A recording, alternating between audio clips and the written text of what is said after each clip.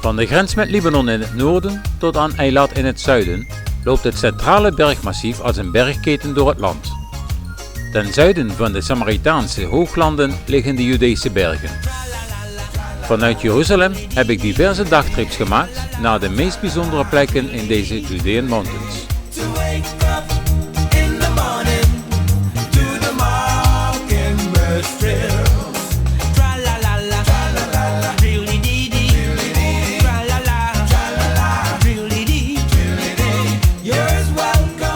Westelijk van Jeruzalem, richting Bet Shemesh, ligt een van de vele natuurparken die Israël telt. Dit park is vernoemd naar Menachem Begin, die premier van Israël was van 1977 tot 1983 en die in 1988 de Nobelprijs voor de Vrede won. Het uitgestrekte park telt vele wandelpaden en routes voor mountainbikes. Ik koos ervoor het park door te steken met mijn zojuist gearriveerde auto.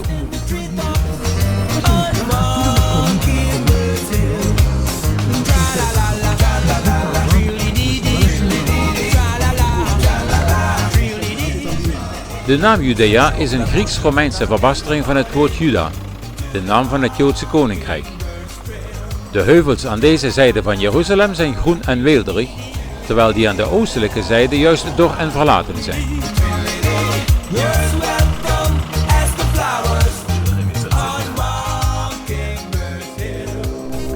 18 kilometer ten zuiden van Jericho ligt de plaats die in 1947 wereldberoemd werd. Door toeval zijn hier door een Palestijnse herdersjongen in een grot kokers met de oudst bekende manuscripten van de Hebreeuwse Bijbel gevonden. In sommige rollen wordt een aantal regels voor het leven in de commune beschreven. Bovendien bevatten ze leerstellingen aangaande het geloof die afweken van de regels van het Jodendom in die tijd. De ruïnes van Qumran liggen aan de noordkant van de Dode Zee, op de door Israël bezette westelijke Jordaanoever. Rond het begin van de jaartelling heeft hier een Esseense gemeenschap geleefd, waarvan niet bekend is hoe deze leefden. Was het een klooster, of alleen maar celibataire mannen die zich met religieuze geschriften bezighielden? Of waren het militante opstandelingen tegen de Romeinse bezetting? Sommigen beweren dat ook Jezus een Esseen zou zijn geweest en dat hij minstens enige tijd in Qumran zou hebben verbleven. Dit is de grot waarin de Dode Zeerollen zijn gevonden.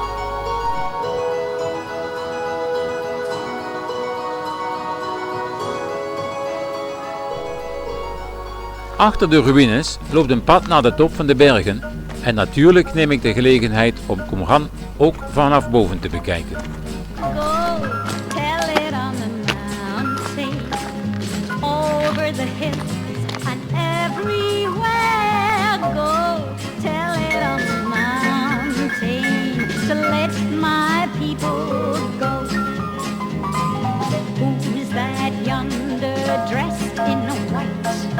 Let my people go.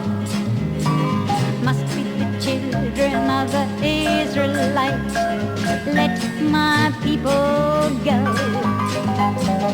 Who's that yonder, dressed in white? Must be the children of the Israelites. Oh, go tell it on the mountain. So let my people go.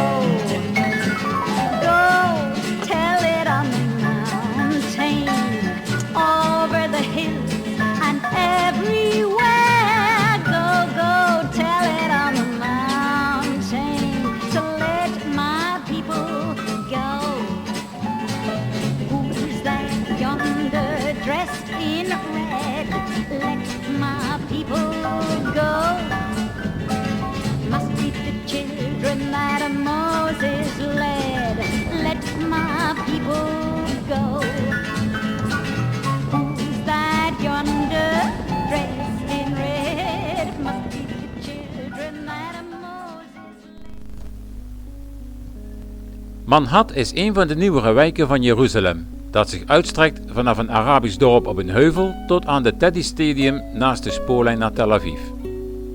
Aan de overzijde van Manhat liggen heuvels waar het goed wandelen en fietsen is.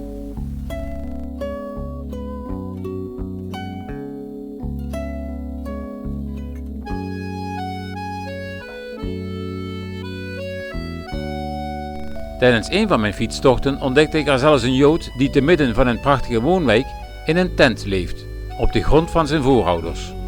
Hij weigert de grond te verkopen voor woningbouw en krijgt daardoor geen toestemming om zelf te bouwen.